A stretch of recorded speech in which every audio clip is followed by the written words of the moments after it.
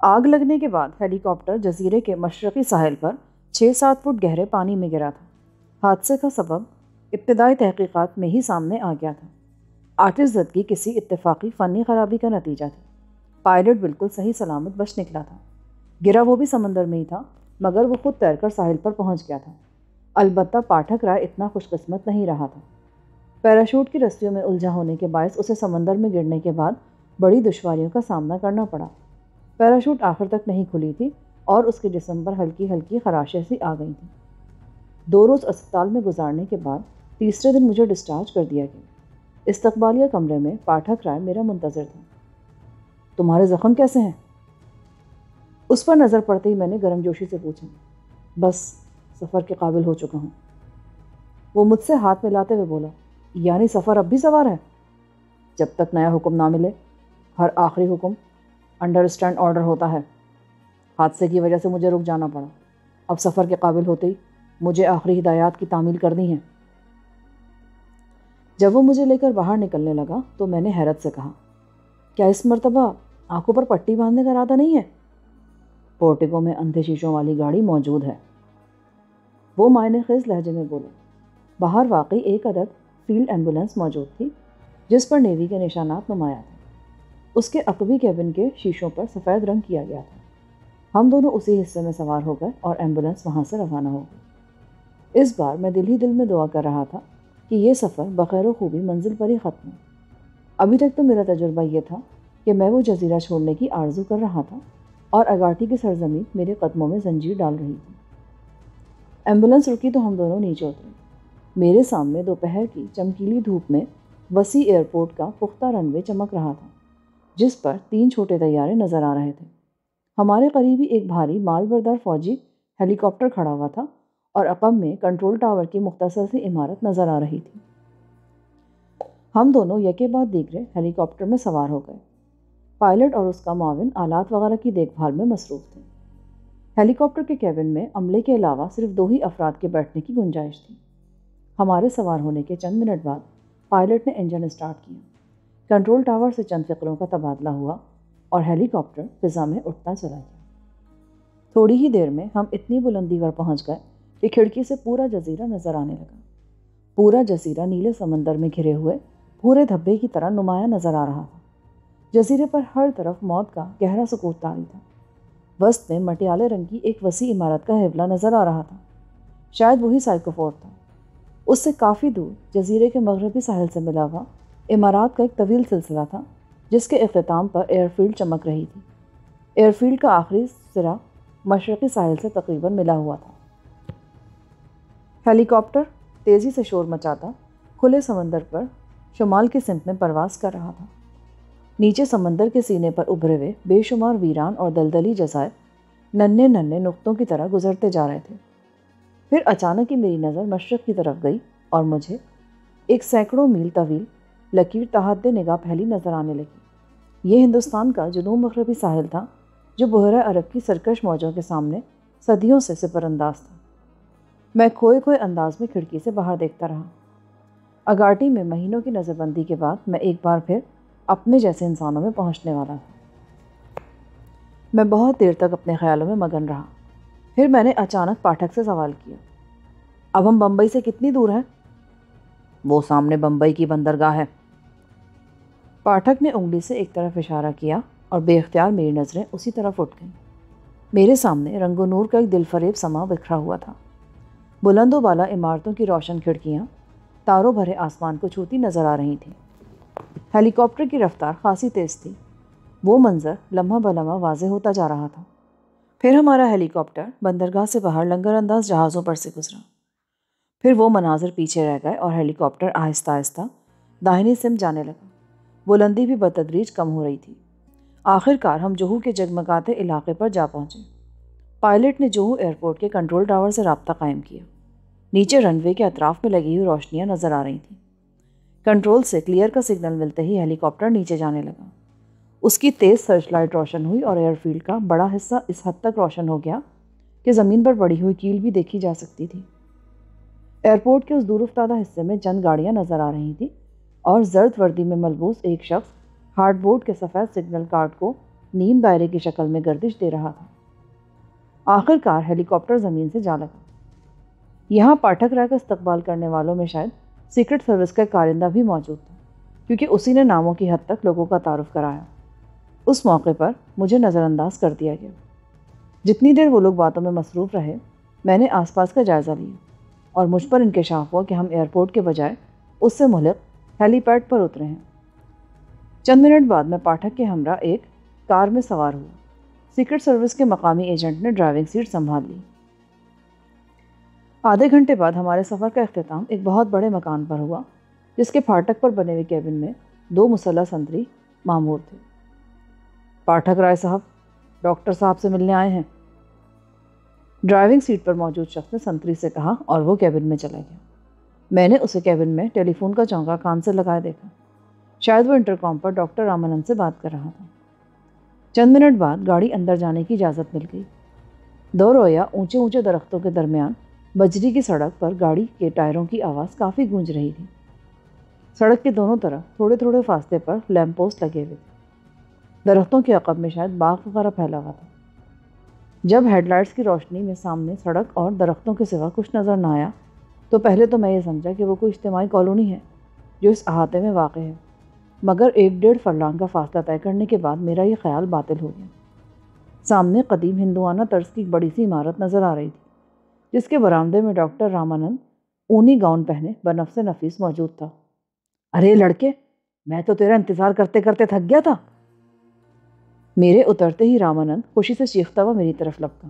میں نے سنا تھا تیرا ہیلی کاپٹر تباہ ہو گیا، چوٹیں تو نہیں آئی تمہیں؟ یہ کہتے ہوئے اس نے والہانہ انداز میں مجھے گلے لگا لیا۔ میں ٹھیک ہوں ڈاکٹر صاحب۔ اس کا خلوص دیکھ کر مجھ پر ندامت فطاری ہونے لگی۔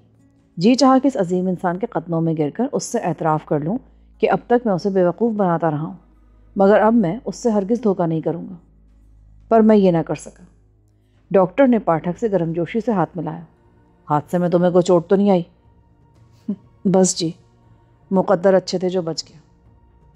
پاٹھک کے چہرے پر شکست خوردگی کے آثار نمایاں تھے۔ پھر رامانند سب کو اپنے ڈرائنگ روم میں لے گیا۔ تعارف کے دوران مجھے پتہ چلا کہ میرے ساتھ آنے والے تیسرے آدمی کا نام جیکب تھا۔ اندر پہنچ کر رامانند میرے ساتھ گفتگو میں مصروف ہو گیا اور پاٹھک اپنے ساتھ لائے ہوئے بریف کیس میں سے کچھ کاغذات نکالنے لگا۔ ڈاکٹر صاحب، آپ یہ کاغذات پڑھ لیں۔ صفدر علی کی حوالگی کے سلسلے میں آپ کو ان پر دستخط کرنے ہوں گے۔ ارے بھائی، یہ تو پوری کتاب ہے، تم زبانی خلاصہ بتا دو، میں دستخط کر دوں گا۔ رامانند نے اس کے ہاتھ سے کاغذات کا پولندہ تھامتے ہوئے کہا۔ صفدر علی کا ماضی مشکوک اور پراسرار ہے۔ یہ ایک رشی کی صورت میں ہند میں داخل ہوا اور نیپال کو اپنا وطن بتاتا ہے۔ سیکرٹ سروس کی ہدایت کے باوجود صفدر نے روپوشی اختیار کی، پھر بنارس وغیرہ میں قتل و غارت گری کے متعدد واقعات ملوث رہا۔ پھر کانپور میں اس نے سیکرٹ سروس کے 2 افسران کو قتل کیا جو اسے پہچان کر اس کے پیچھے لگ گئے تھے۔ آخر کا سیکرٹ سروس سے گرفتار کر لیا، مگر سروس کی تحویل میں ہونے کے باوجود صفدر نے وحشیانہ طریقے پر ڈاکٹر بیدی کو مار ڈالا۔ آپ ان تمام واقعات سے بخوبی واقف ہیں اور صفدر علی کو اپنی تحویل میں لینا چاہتے ہیں، لہذا سیکریٹری وزارت دفاع اور خزانہ کے حکم سے اسے آپ کے سپرد کیا جا رہا ہے۔ اب اس کی پوری ذمہ داری آپ پر ہوگی۔ سیکرٹ سروس صفدر کے بارے میں کسی طرح کی ذمہ دار نہ ہوگی۔ یہ نہایت خطرناک، مکار اور عادی مجرم ہے۔ اس دوران میں رامانند مجھے آنکھیں پھاڑے گھورتا رہا جیسے میرے سر پر سینگ نکل آئے ہوں۔ پاٹھک کے خاموش ہوتے ہی وہ دھیمی آواز میں بولا، مجھے یقین ہے یہ لڑکا میرے لیے کسی پریشانی کا باعث ثابت نہیں ہوگا۔ اور اس نے پاٹھک سے قلم لے کر کاغذات پر دستخط کر دیے۔ ان کاغذات کی ایک نقل آپ اپنے پاس رکھیں۔ پاٹھک نے اپنے دستخط کر کے چند گلابی کاغذ ڈاکٹر کے حوالے کر دیے۔ پھر میں ڈاکٹر رامانند کے ہمراہ ان دونوں کو الوداع کہنے برآمدے تک آیا۔ میرے لیے یہ بات حیرتناک ثابت ہوئی کہ اس ملاقات میں ان دونوں میں سے کسی نے سائیکو فورٹ کے تلخ واقعات کا ذکر نہیں کیا۔ آپ نے مجھے ان کے چنگل سے نکال کر بڑا احسان کیا مجھ پر جناب۔ ارے کوئی احسان نہیں کیا، رامانند میرا شانہ تھپ تھپاتے ہوئے فراغ دلی سے بولا۔ میں نے اپنے ضمیر کی آواز پر عمل کیا ہے۔ اگر میں تمہیں مظلوم سمجھتے ہوئے بھی سائیکو فورٹ میں سڑنے دیتا نا تو میرا ضمیر ہمیشہ مجھے کچوکے لگاتا رہتا۔ یہ احسان تو میں نے اپنی ذات پر کیا ہے۔ واپسی میں رامانند مجھے اپنے اسٹڈی روم میں لے آیا جہاں 2 دیوار گیر الماریاں ضخیم سائنسی کتابوں سے بھری پڑی تھیں۔ یہ جگہ بہت پرسکون ہے، تم یہاں اطمینان سے اپنا کام کر سکو گے۔ ابھی کچھ عرصہ میں یہاں رہوں گا۔ ٹرامبے کے ریئیکٹر میں فیول راڈ ڈمپنگ سسٹم میں خرابی ہو گئی ہے، اسے دور کرانے کے بعد میں تارا پور چلا جاؤں گا۔ ٹرامبے کا کام کتنے دن میں ختم ہوگا؟ ابھی کچھ اندازہ نہیں ہے۔ یہ ریئیکٹر کا سب سے اہم حفاظتی نظام ہے، اس کے بغیر ریئیکٹر ایٹم بم ثابت ہو سکتا ہے۔ مجھے اپنے کام میں ہر قدم پر آپ کی رہنمائی کی ضرورت ہوگی جناب۔ کیسی رہنمائی؟ میں تو خود تم سے کچھ سیکھنے کا متمنی ہوں۔ وہ حیرت سے بولا، بمبئی میرے لیے نیا شہر ہے، سامان کی خریداری، پھر ملاوٹ کے لیے اصلی سونے کی فراہمی میرے بس سے تو باہر ہوگی۔ ہند میں سونے کا لین دین قانوناً جرم ہے۔ اوہو، تم اس کی فکر مت کرو، وہ سب سرکاری طور پر ہوگا۔ ویسے میرا بیٹا یہیں رہتا ہے، وہ ہر وقت تمہاری مدد کرے گا۔ آپ کا بیٹا؟ ہاں، میں بھی اسے بلاتا ہوں۔ رامانند خوشی سے بولو، اوشا بیٹا۔ قدرے توقف کے بعد رامانند نے بلند آواز میں پکارا اور مجھ پر حیرت کا شدید حملہ ہوا۔ تذکرہ بیٹے کا تھا اور نام لڑکیوں والا تھا۔ آئی بابا۔ کسی قریبی کمرے سے ایک نسوانی آواز ابھری۔ میں اپنی جگہ پر بے چینی سے پہلو بدل کر رہ گیا۔ فوراً ہی کسی کے دوڑتے ہوئے ننگے پیروں کی دھمک سنائی دی، اور جب وہ دھمک اسٹڈی روم کے دروازے پر پہنچی تو میرا اوپر کا سانس اوپر اور نیچے کا نیچے رہ گیا۔ دروازے میں ایک سبک اندام، دراز قامت، بے حجاب، شوخ صورت، دلربا نازنین، سیاہ جیکٹ اور جینس میں ملبوس کھڑی حیرت سے پلکیں جھپکا رہی تھی۔ اس کے معصوم اور شوخ چہرے پر بکھری ہوئی حیرت سے ظاہر ہو رہا تھا کہ اسے وہاں میری موجودگی کی توقع نہیں تھی۔ وہ اپنے بابا کو اکیلا جان کر جس حال میں تھی، اسی حال میں ننگے پیر وہاں دوڑی آئی تھی، اور اب خود کو اس حال میں ایک اجنبی نوجوان کے سامنے پا کر بوکھلا گئی تھی۔ ارے آؤ بیٹا، حیران ہونے کی ضرورت نہیں ہے، یہ صفدر علی ہے اور اب اسی گھر میں رہے گا۔ یہ ہے صفدر علی؟ صورت سے تو نہیں لگتا کہ یہ سونا بھی بناتا ہوگا۔ اس کے الفاظ بے باک تھے اور لہجہ معصومانہ۔ تو بیٹا، کیا تم نے اسے مریخ کی مخلوق سمجھ رکھا تھا؟ میں تو سمجھ رہی تھی کہ یہ ڈراؤنے چہرے اور بڑے بڑے بالوں والا کوئی جوگی ہوگا۔ پر یہ سندر سا لڑکا ہے۔ آؤ یہاں اپنے بابا کے پاس آؤ۔ وہاں کیوں کھڑی ہو؟ میں جوتے پہناؤں بابا؟ وہ یہ کہہ کر جانے کے لیے مڑی، مگر رامانند نے اسے روک لیا۔ آ جاؤ، یہ تو دن رات یہیں رہے گا، اب اس کے سامنے بھلا کیسا تکلف۔ وہ فرمانبردار بیٹی کی طرح اندر آئی، رامانند کے سامنے جھکی اور بوڑھے نے اس کا سرخ و سفید رخسار چوم لیا۔ بابا، یہ گونگا ہے کیا؟ اس نے بیٹھتے ہی مجھ پر دوسرا وار کیا۔ ارے لڑکے، تم شرما کیوں رہے ہو؟ تم اسے خود جواب دے دو، ورنہ یہ تو میرا سر کھا جائے گا۔ رامانند کی زبان سے ایسی مکمل دوشیزہ کے لیے مردانہ صیغہ مجھے کچھ اچھا معلوم نہیں ہوا۔ زبان تو ہے، میں نے اوشا سے مخاطب ہو کر کہا۔ اور تم سونا بھی بناتے ہو؟ تمہیں اپنے بابا کی بات پر یقین ہونا چاہیے اوشا۔ یقین تو ہے، بس ایسے ہی پوچھ رہی تھی۔ کھانے کی میز لگوا اوشا، صفدر اگاٹی سے آیا ہے، بھوکا ہوگا، کھانے پر باتیں کر لینا۔ اوشا وہاں سے چلی گئی۔ میرا بیٹا میرے ہر راز کا شریک ہے، میں ہر کام میں اس سے مشورہ ضرور کرتا ہوں اور میرے ذہن سے سارا بوجھ اتر جاتا ہے۔ اچھا کیا کہ آپ نے بتا دیا، ورنہ میں تو ڈر رہا تھا کہ کہیں کل سے اوشا کی سہیلیوں کے سامنے میری نمائش نہ شروع ہو جائے۔ اوشا بہت سوشل ہے، مگر اس کی ذات سمندر ہے، کبھی بھول کر بھی اس نے میرا کوئی راز افشا نہیں کیا۔ پھر اس نے اپنی اور اوشا کی مقدس جذبوں میں ڈوبی کہانی چھیڑ دی۔ رامانند کی پتنی اوشا کی ولادت کے وقت ہی چل بسی تھی۔ اس وقت ڈاکٹر جوان تھا، کئی لڑکیاں اس سے شادی کی متمنی تھیں، مگر رامانند نے اوشا کی خاطر ایسے ہر مشورے کو ٹھکرا دیا۔ اس نے جہاں اوشا کو باپ کی شفقت دی، وہیں ماں بن کر اسے پروان چڑھایا، اسے بہترین اداروں میں تعلیم دلوائی۔ وہ بیرونی دوروں پر جہاں بھی گیا، اوشا اس کے ساتھ رہی۔ رامانند کو دیوانگی کی حد تک اپنی اکلوتی لڑکی سے پیار تھا۔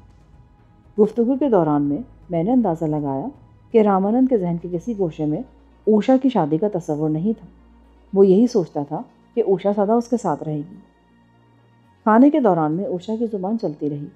تھوڑی ہی دیر میں میری جھجک بھی دور ہو گئی اور ہم تینوں گہرے دوستوں کی طرح بے تکلفی سے باتیں کرنے لگے۔ پتہ ہی نہیں چلتا تھا کہ کون باپ ہے، کون بیٹی اور کون ایک مفرور قاتل جسے مقدر نے رامانند کی گود میں ڈال دیا تھا۔ اس رات میں سنجیدگی سے اپنے مستقبل کے بارے میں سوچتا رہا۔ خوابگاہ میں گونجتا تاریک سناٹا میری بے چینی بڑھا رہا تھا۔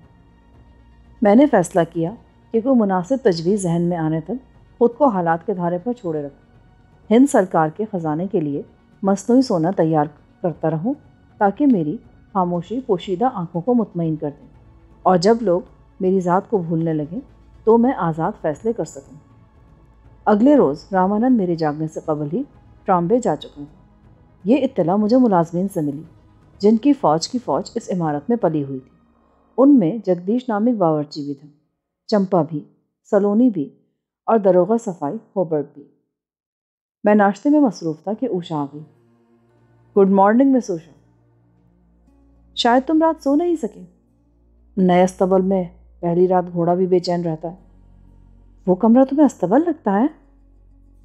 اس کے چہرے پر بکھری ہوئی مسکراہٹ اچانک غائب ہو گئی۔ اوہ آئی ایم سوری، روانی میں کہہ گیا، میرا مطلب تھا کہ نئی جگہ ہے، 1-2 دن میں عادی ہو جاؤں گا۔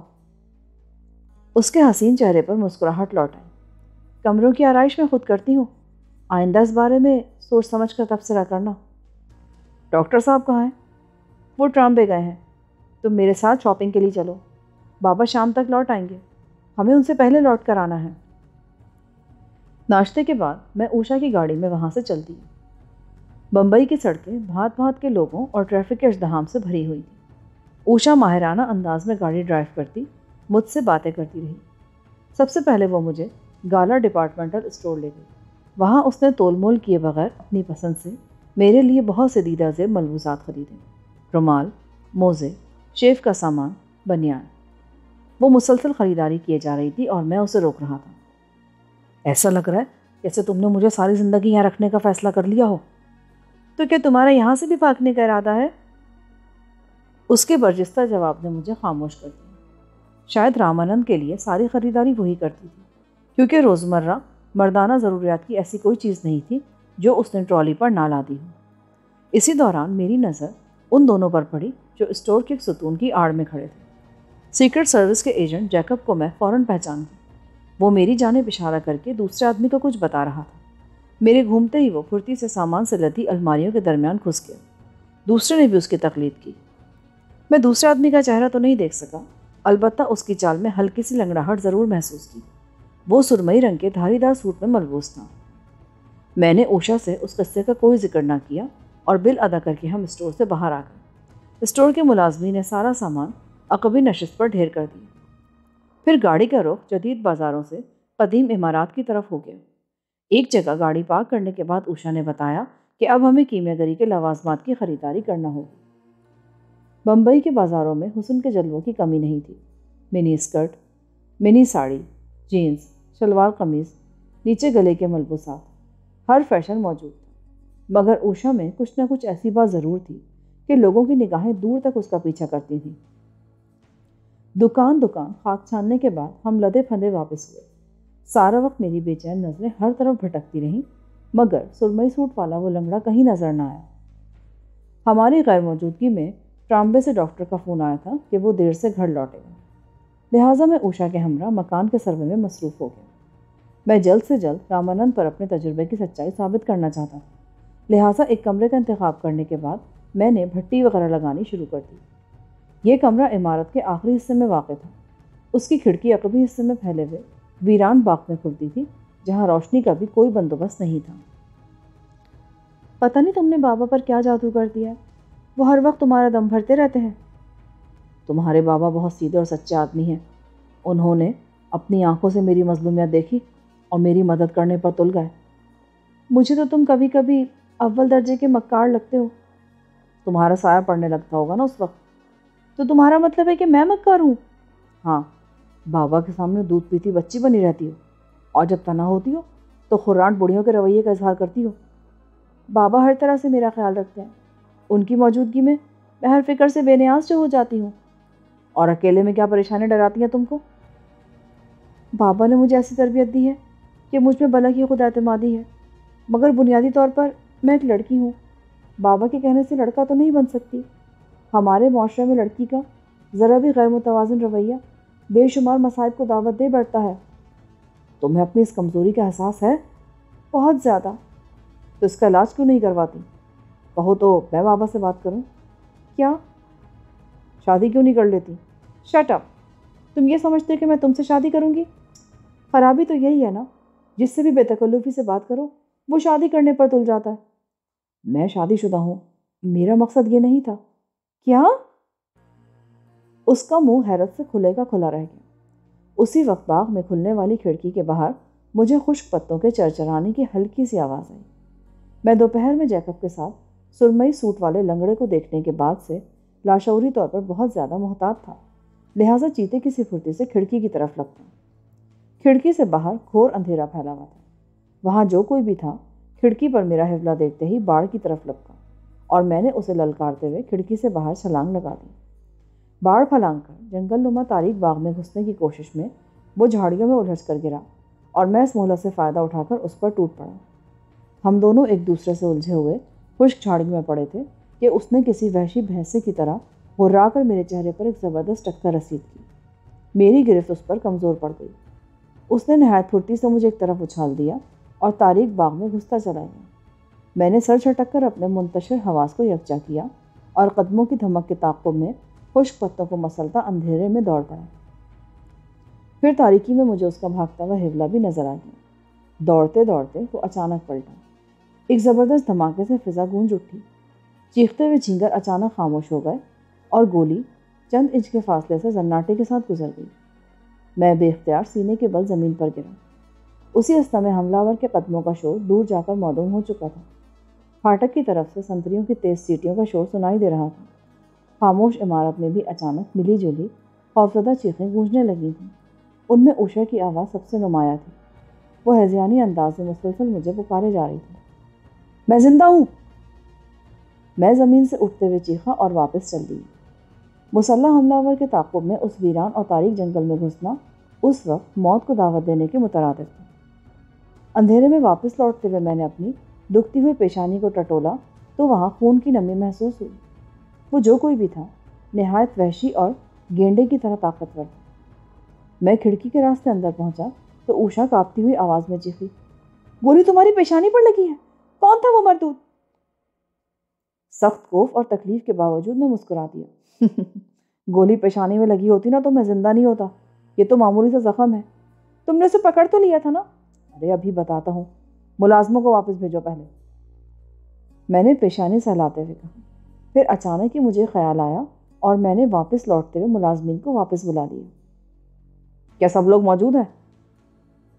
بے چین اور خوفزدہ نظروں نے بھیڑ کا جائزہ لیا۔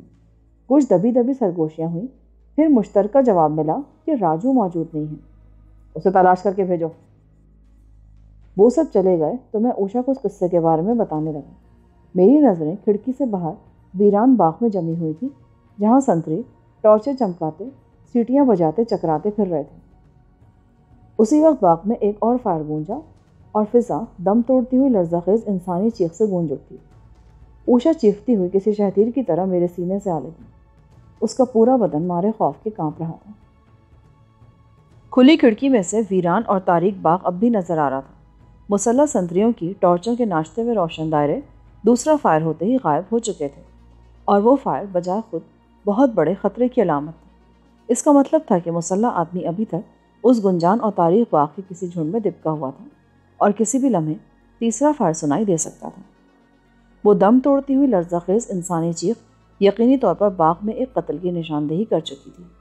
وہ گولی مہلک نشانے پر ہی لگی تھی اور جو بھی اس کے زد میں آیا تھا وہ دم توڑ چکا تھا، کیونکہ چیخ معدوم ہونے کے بعد باغ میں ایک اچانک غیر فطری سا سناٹا چھا گیا تھا۔ جھینگر تک خوفزدہ ہو کر خاموش اٹھ چکے تھے۔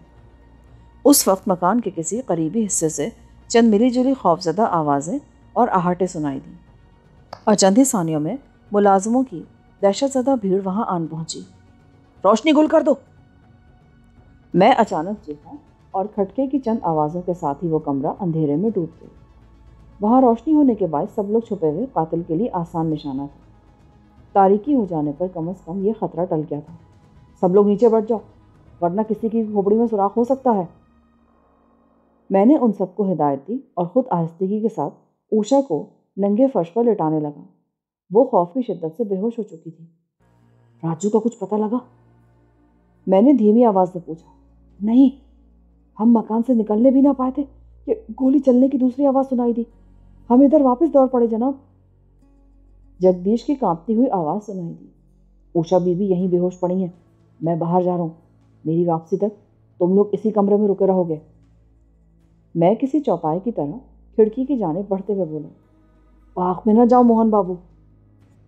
داروغہ صفائی ہوبرٹ کی سرگوشیانہ آواز میں خوف اور تشویش کے سائے لرزا تھا۔ ادھر تمہاری جان کو خطرہ ہے۔ میری خواہش پر رامانند نے اپنے ملازمین کو میرا نام موہن کانت بتایا تھا اور وہ سب مجھے اسی نام سے پکارتے تھے۔ ہو سکتا ہے ہماری مدد زخمی ہونے والے کی زندگی بچا سکے۔ بزدلوں کی طرح کر ہم کب تک اس کمرے میں بند رہیں گے؟ اندھیرے میں کوئی میری طرف لپکا اور میرا بازو پکڑ لیا۔ وہ آخری چیخ، موہن بابو، اب تک تو وہ مر چکا ہوگا، ابھی قاتل باغ میں ہی ہے، پھر ہمارے 2 مسلح سنتری بھی ادھر موجود ہیں۔ اندھیرے میں دوست دشمن کی تمیز نہیں ہوتی، ایسا نہ ہو کہ ہمارا کوئی سنتری دھوکے میں تم پر ہی گولی چلا دے۔ اس کے شبہات معقول تھے، لہٰذا میں رک گیا۔ باہر جھینگروں کا شور ایک بار پھر شروع ہو چکا تھا، مگر سنتریوں کی سیٹیوں کی کوئی آواز سنائی نہیں دے رہی تھی۔ شاید وہ ابھی تک جانوں کے خوف سے کہیں دبکے پڑے تھے۔ پھر اچانک ہی مجھے انٹرکام یاد آیا۔ میں تیزی سے نشست گاہ کی طرف لپکا، نمبر ڈائل کیا تو دوسری طرف سے گھنٹی بجنے کی آواز آتی رہی، مگر کسی نے ریسیور نہیں اٹھایا۔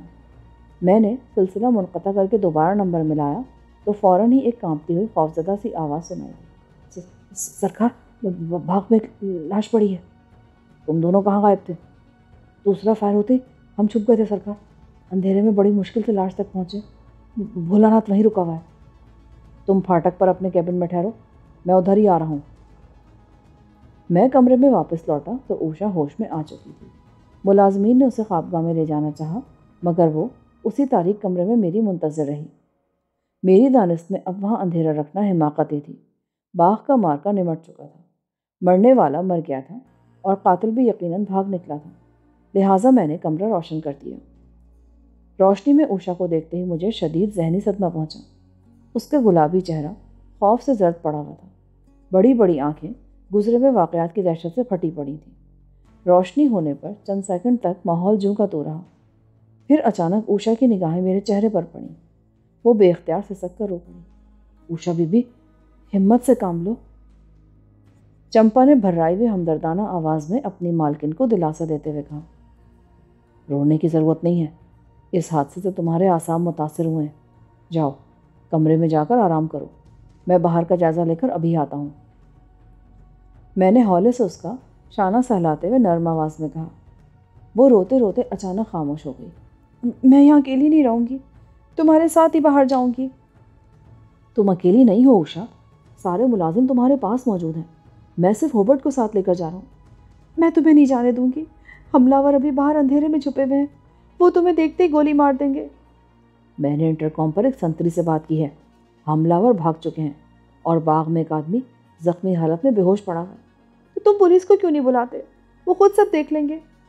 تم پولیس کو کال کرو، میں پھاٹک تک جا رہا ہوں، بچوں کی سی ضد نہ کرو۔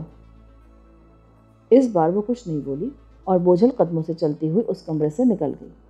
میں نے ملازمین کو اوشا کا خیال رکھنے کی ہدایت کی اور خود ہوبرٹ کو لے کر پورٹیکو کی طرف چل دی، جہاں اوشا کی گاڑی کھڑی رہتی تھی۔ چند ہی منٹ میں پھاٹک پر جا پہنچا۔ سنتری ارجن سنگھ رائفل سنبھالے کیبن کے باہر بے چینی کے ساتھ میرا منتظر تھا۔ وہ 2 تھے موہن بابو۔ میرے گاڑی سے اترتے ہی ارجن سنگھ کی زبان مشینی انداز میں چل پڑی۔ پہلے فائر کی آواز سنتے ہی ہم دونوں للکارتے ہوئے اندھیرے باغ میں گھسے، ہمیں دور تک دوڑتے قدموں کی دھمک سنائی دی تھی، پھر دوسرا فائر ہوا اور ایک چیخ سنائی دی اور کسی کے زمین پر گرنے کا پرشور دھماکہ سنائی دیا۔ اسی سمے بھولا ناتھ نے ایک سائے کو احاطے کی دیوار پھلانگ کر باہر کودتے دیکھا۔ وہ اتنی پھرتی سے بھاگا تھا کہ بھولا ناتھ اپنی رائفل بھی سیدھے نہ کر پایا۔ اندھیرے میں ہم بمشکل اس لاش تک پہنچ سکے، گولی اس کے بائیں پہلو میں لگی ہے۔ کدھر پڑا ہے وہ؟ ارجن سنگھ ہمیں لے کر اس ویران اور اجاڑ باغ میں گھس پڑا۔ بے ہنگم جھاڑیوں اور خضرا جنگلی پودوں کی بہتات نے اچھے خاصے باغ کو جنگل بنایا ہوا تھا۔ اگر ارجن سنگھ کے پاس ٹارچ نہ ہوتی تو میں ان میں الجھ کر لہو لہان ہو چکا ہوتا۔ تھوڑی ہی دیر میں ہم وہاں جا پہنچے۔ لاش پر روشنی پڑتے میں بری طرح چونک گیا۔ اس کے بدن پر سرمئی رنگ کا دھاری دار سوٹ نظر آ رہا تھا جو بری طرح خون اور مٹی میں لتھڑ چکا تھا۔ اچانک میرے ذہن میں گالا ڈپارٹمنٹل اسٹور کا منظر گھوم گیا جہاں دوپہر کے وقت میں اوشا کے ہمراہ خریداری کے لیے گیا تھا۔ وہاں میں نے انڈین سیکرٹ سروس کے مقامی ایجنٹ جیکب کو اسی قسم کے سوٹ میں ملبوس ایک شخص کے ہمراہ ستون کی آڑ میں محو گفتگو دیکھا تھا۔ اس کے انداز پر مجھے شبہ بھی ہوا تھا کہ جیکب اسے میرے بارے میں کچھ بتا رہا تھا، اور اب اسی قسم کے سوٹ میں ملبوس ایک ادھیڑ عمر آدمی وہاں مرا پڑا تھا۔ میری چھٹی حس کہہ رہی تھی کہ مرنے والا یقینی طور پر وہی آدمی ہے جسے میں نے جیکب کے ہمراہ دیکھا تھا، مگر اس کی موت کا سبب میرے لیے ناقابل فہم تھا۔ اسے کیوں مارا گیا تھا اور مارنے والا کون تھا؟